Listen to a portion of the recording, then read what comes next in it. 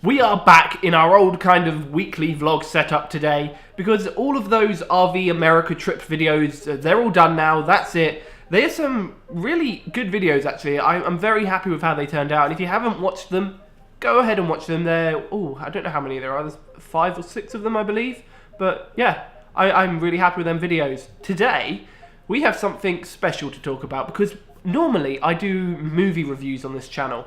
And I haven't done any in quite a while, and I've seen 3 films recently, so I want to talk about these films. So I'm going to kind of talk about each one a little bit and kind of tell you what I think, because they are 3 interesting films. One of them's really good, the other one I'm indifferent on, and then the other one I'm also indifferent on.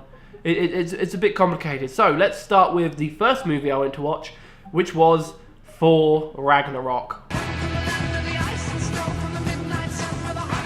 And it was amazing. It's probably my second favourite Marvel film to date. I think I might even like it more than the original Avengers. Maybe. I don't know. I can't really judge that. But it was a really good film. I loved what they've done with Thor, making him more of a comedy character now, rather than as serious and broody as he was in the past 2 films. So yeah, it was really, really great. The soundtrack was really good. Jeff Goldblum's character was really good. It's all the kind of things that you'd expect from a Marvel movie are just on point in this. Hulk's fights, they're all really, really good, especially the fight between Hulk and Thor. Brilliant cinema right there.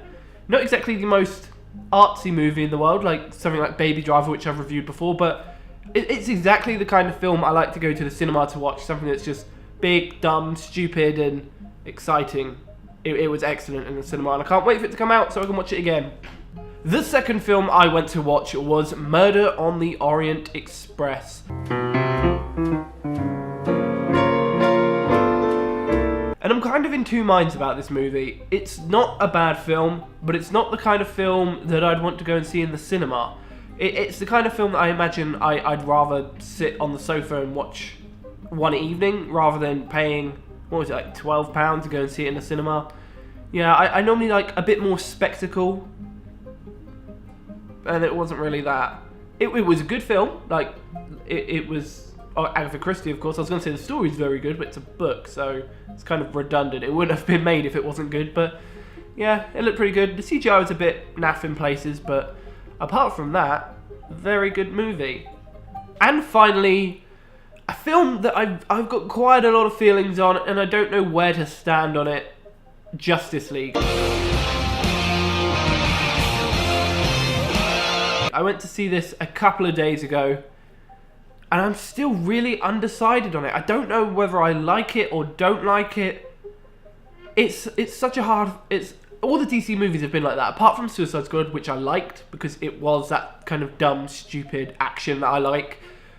The others have all been a bit hit and miss. Something looks weird about their movies, and I can't put my finger on it, and I think I've almost got to the bottom of it.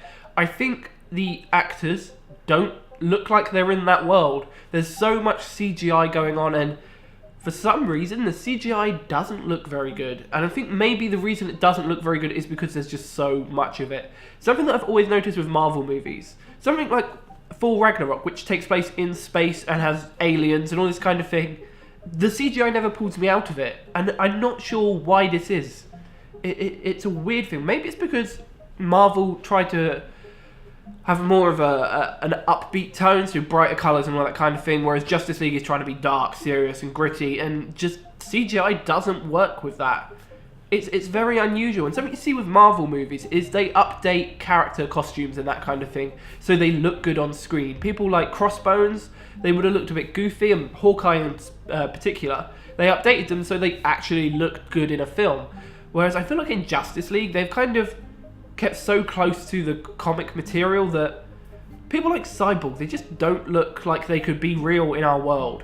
Wonder Woman looks great, but she looks great in the way that she should be from ancient Greece. And who else was in it? Flash, I really don't like the way Flash looks, and I don't know why. It's just something about his entire costume, it just looks weird. But the story and stuff like that, it's really inconsequential in the end, because it does have those big moments that I like. I enjoyed watching it in the cinema, that's what I'm trying to say. It's just that the CGI, it kills it. Even the main villain in it, he just looks bad. When you look at someone like Thanos from Infinite Warfare, no, that's Call of Duty, Infinity War, he is this big CGI monster, but, well, is he? Isn't that just all practical? Maybe that's the problem. Maybe they need more practical effects in these films, because, oh my god, what's his name? Steppenwolf just looked awful. And it kind of pulled me out of it. Like, you'd have Ben Affleck in his Batman costume stood next to Steppenwolf, and it's like, are we watching a cartoon here? I don't know. I really don't like them films, the way they look. It's a pain. It would be interesting if they could make a good DC movie, but apparently not. Anyway, I've rambled about them movies for quite enough, I think. Thank you for watching this week's weekly vlog. I've completely lost count of what number it is, but I'm sure I'll have that written somewhere. Anyway, see you next week.